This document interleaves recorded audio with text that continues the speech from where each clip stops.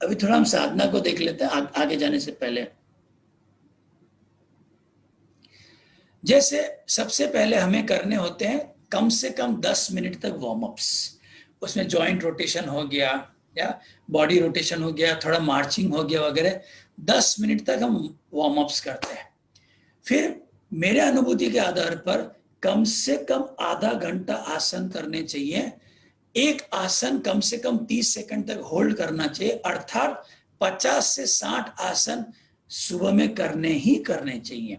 क्यों करने चाहिए? नहीं तो ये शरीर अकड़ जकड़ जाएगा। हमारे दो मांसपेशियों के बीच में रात को सोने से समय एक परत आ जाती है जिसको कहते हैं फस, और ये फस बॉडी को स्ट्रेच करने से ही, आप किसी भी पशु पक्षी को देख लो, वो उठते ही पहले आसन उनका परफेक्ट, उनका कुदरत का दिया हुआ आसन है। जैसे बिल्ली उठेगी तो पहले मार्जरी आसन जरूर करेगी, उसके बाद ही कदम बढ़ाएगी। आप लोकस्ट को देखोगे, सल्ब को देखोगे, तो वो पहले सल्बासन करके फिर ही आगे बढ़ेगा। एक कुत्ते को देखोगे तो डॉग स्ट्रेच करके ही आगे बढ़ेगा। इंसान उठ के पहले चाय पिएगा, फिर बोलते हैं मेरा दिमाग खराब है। अरे किया तो तूने खुद है, तेरा दिमाग खराब ही तो रहेगा। इसीलिए कुदरत ने क्या दिया है, जैसे अंगड़ाई भरने का दिया है ना, इस अंगड़ाई भरने से वो फस पिघल जाता है। और आज किसी ने फस पिघलाना चूके, अगले दिन और मोटा हो जाता है। फिर हमारे शरीर के अंग अकड़ जकड़ जाते हैं। फिर शरीर के भागों को हिलाओ तो मन रोता है, क्या कर रहे हैं? अरे भाई, तूने शरीर को हिलाया नहीं, तभी इसका हिसाब किताब तो चुकाना पड़ेगा। इसीलिए आधा घंटा आसन जरूर करना चाहिए रोज, नहीं तो बुढ़ापे में यह फस इंसान को फसी बना देगा।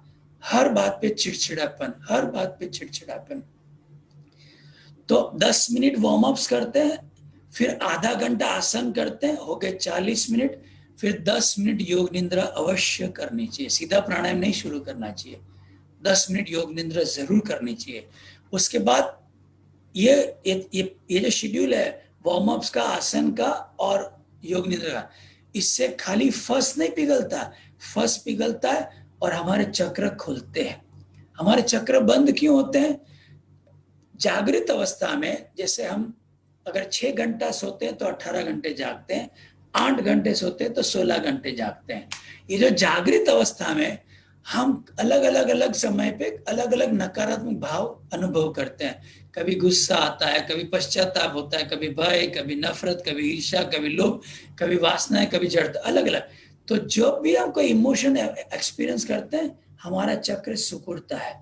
आपने सबने अनुभव किया होगा कि जब हम प्रसन्न होते हैं अंदर से कुछ विस्तृत होता है, और जब हम खुश नहीं होते अंदर से कुछ संकुचित होता है, कुछ कॉन्ट्रैक्ट होता है। तो हमारे चक्र सिकुड़ते हैं। इसलिए वार्म अप करके, आसन करके, योग निद्रा करके इन चक्रों को अच्छे से खोलना है, उसको रिलैक्स कर देना है। क्योंकि जब चक्र सिकुड़ते हैं तो हमारे रीढ़ की हड्डी के अंदर स्पाइनल कॉर्ड सिकुड़ जाता है, और हमारा स्पाइनल कॉर्ड सिकुड़ता है तो हमारा सेरिब्रोस्पाइनल फ्लूइड का प्रेशर बढ़ जाता है। हमारे जिसे वातावरण का प्रेशर है 76 सेंटीमीटर ऑफ मर्क्यूरी, 76 सेंटीमीटर जो पारा होता है वो हमारा बैरोमेट्रिक प्रेशर, हमारा एटमॉस्फेयर का। लेकिन हमारे जो रीढ़ की हड्डी के बीच में जो स्पाइनल कॉर्ड है उसके अंदर एक लिक्विड है, उसका प्रेशर होता है 9 से 15 मिलीमीटर। हवा का है 76 सेंटीमीटर, और सेरिब्रोस्पाइनल फ्लूइड का प्रेशर होता है 9 से 15 मिलीमीटर। इतना डेलिकेट है।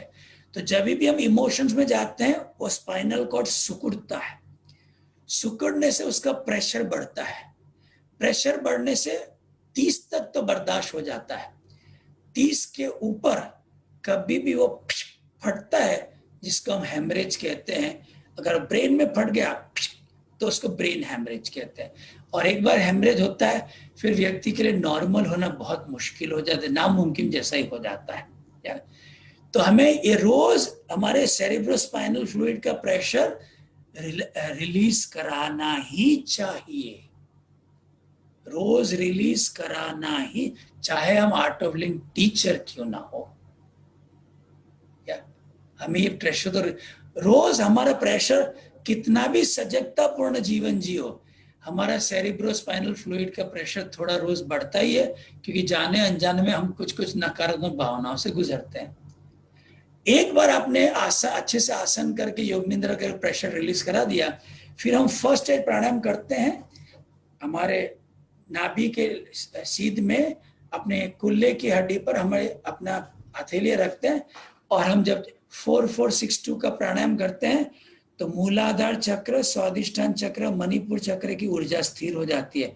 अर्थात ये तीनों जब स्थिर होता है तो जीवन में तृप्ति झलकती है, सृजनात्मकता झलकती है, उत्साह झलकता है, उदारता झलकती है। ये आत्मा का भाव है। आत्मा के भाव से जीने वाला व्यक्ति को कर्म दोष नहीं लगता, वरना हर व्यक्ति को कर्म दोष लगता ही है। वो नाखुश रहेगा, बीमार होगा, रोगिष्ठ होगा, दुखी होकर शरीर छोड़ेगा, ये गारंटी है। तो हमें रोज आत्मा के भाव से जीना चाहिए, न के मन के भाव, नकारात्मक भाव और भावनाओं के स्तर पे जीना चाहिए। तो फर्स्ट स्टेज प्राणायाम से 3 चक्र स्थिर हो जाते हैं। सेकंड स्टेज जब करते हैं तो अनाहत चक्र स्थिर हो जाता है। हम भय नफरत से मुक्त हो गए, प्रेम में प्रस्थापित होते हैं। और जो व्यक्ति प्रेम में प्रस्थापित होता है ना, वो कर्मयोगी बनेगा बनेगा और बनेगा। और जो व्यक्ति कर्मयोगी नहीं है, उसके मन में भय नफरत आता और आता ही है।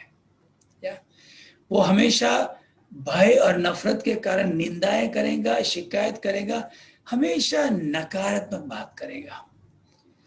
थर्ड स्टेज प्राणायाम जब करते हैं तो हमारा विशुद्धि चक्र की तरंग स्थिर होती है, हमारे अंदर कृतज्ञता बढ़ती है। या फिर जब भस्त्रिका के साथ बंद करते हैं, खाली भस्त्रिका भी करे तो, लेकिन भस्त्रिका के साथ बंद करें तो सोने पे सुहागा, आज्ञा चक्र स्थिर होता है। और उसके बाद सुदर्शन क्रिया करें, और अभी लेटेस्ट सुदर्शन चक्र क्रिया करें तो सहस्त्र चक्र भी स्थिर हो जाता है। अर्थात इतनी साधना का 10 मिनट का वार्म अप, आधा घंटा आसन, 10 मिनट की योग निद्रा, 3 स्टेज प्राणायाम, भस्त्रिका प्राणायाम और सुदर्शन चक्र क्रिया करके हम प्राणमय कोश की सब ऊर्जा को शांत कर जाते हैं। लेकिन हमारे मनोमय और हमारे विज्ञानमय कोश में अभी भी तरंगे पड़ी हैं, कर्म बंधन पड़े हुए हैं। या वह उसके बाद जब सहज समाधि का ध्यान करते हैं तो उसमें जैसे हमने प्राणमय को, इसको मैं आप समझाता हूँ डिटेल, प्राणमय कोश में से तरंगे शांत कर दी, फिर हम प्रतीक्षा करते हैं कि विज्ञानमय कोश या मनोमय कोश में से कुछ आ जाए। तो जब मनोमय कोश, विज्ञानमय कोश में से कुछ तरंगे आती हैं और मन उन पे योजनाएं बनाना शुरू करे, अर्थात प्लानिंग करना शुरू करे, जिसको हम कहते हैं जुड़े हुए विचार, एसोसिएटेड थॉट्स, तो हम सहज मंत्र का आह्वान करके इसको डिलीट करते हैं। या कभी ऐसा कोई भी आ जाए विचार, या कोई रिपीटेड थॉट्स आ जाए 11 प्रकार के, एक तो मन योजना बनाए तो सहज मंत्र का इस्तेमाल करना पड़ता है, सदुपयोग करना पड़ता है, या मन 11 प्रकार के रिपीटेड थॉट्स में फंस जाए, एक ही विचार कंटिन्यूस चले, तो सहज मंत्र का सदुपयोग करके उसको डिलीट करते हैं। तो ये हो गए 12 ऐसी स्थितियां जिसमें सहज मंत्र का सदुपयोग करना पड़ता है। 13वीं स्थिति है कि जब ध्यान करने बैठे थे तो शरीर में कहीं भी दर्द नहीं था, मन में कोई तीव्र संवेदनाएं नहीं थी, लेकिन ध्यान के बीच में शरीर में कहीं दर्द अनुभव होने लगे और मन में एकदम तीव्र संवेदनाएं आ जाए, तो ये 13वीं परिस्थिति मनोस्थिति है जिसमें सहज मंत्र का आह्वान करके उसको डिलीट करते हैं। और रोज प्राणमय कोश को तो शांत करना ही है, रोज थोड़ा थोड़ा मनोमय विज्ञान में, थोड़ा थोड़ा मनोमय, जब ये मनोमन विज्ञान में कोश खाली हो जाता है तो व्यक्ति अनुभव करता है आनंदमय कोश।